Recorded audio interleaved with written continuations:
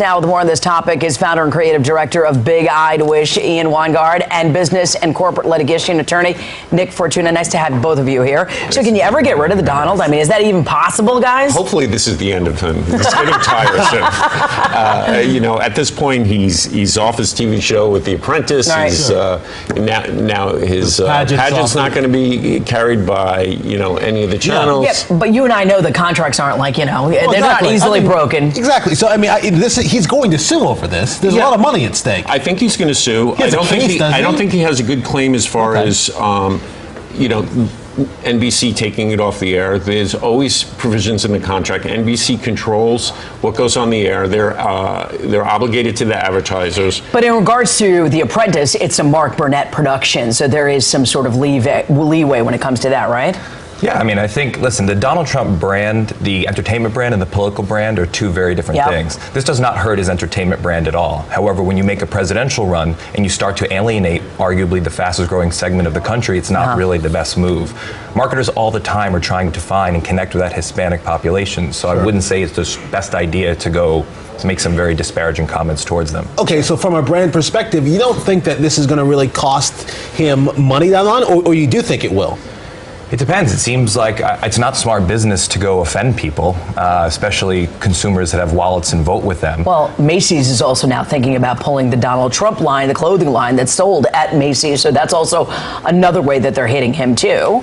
Yes, and brands more than ever, we're seeing being inclusive, saying yes to everything. So people, especially the millennial generation, likes to be inclusive, so it's really not the best idea to go offend people. I think it's outrageous what he did. It was racist. He doesn't know Mexican people.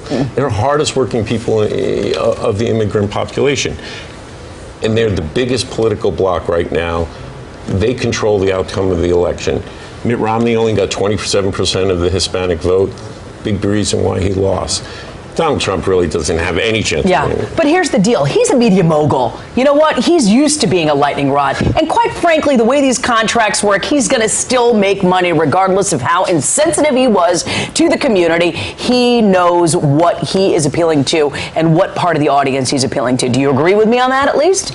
I think he went over the line. I think he made a mistake. Oh, of course he went over the line, but he's going to still make money off of it, obviously. Well, he still gets paid. If they can the show Apprentice, or they swap him out with somebody else, they bring in some other rich guy. Right.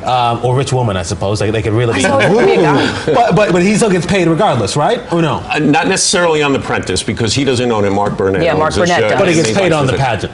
He gets paid on the pageant. He owns the pageant. So he owns it with NBC. Okay. So they're going to be in court. They have lots of issues to work out. Because but if NBC owns the pageant, then it's NBC versus NBC in a way, isn't it?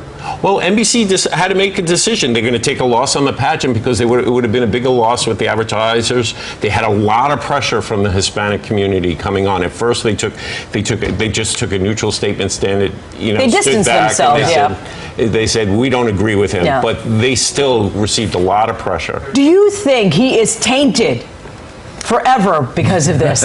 No, I think the Donald Trump brand, this is right to his core, to any brand. Nothing he says, so really surprises me at this point. Yeah, so we've seen him do these things before and then come away with it. You've seen him, bash openly Rosie O'Donnell. He goes on Twitter rants all the time. So this is nothing new.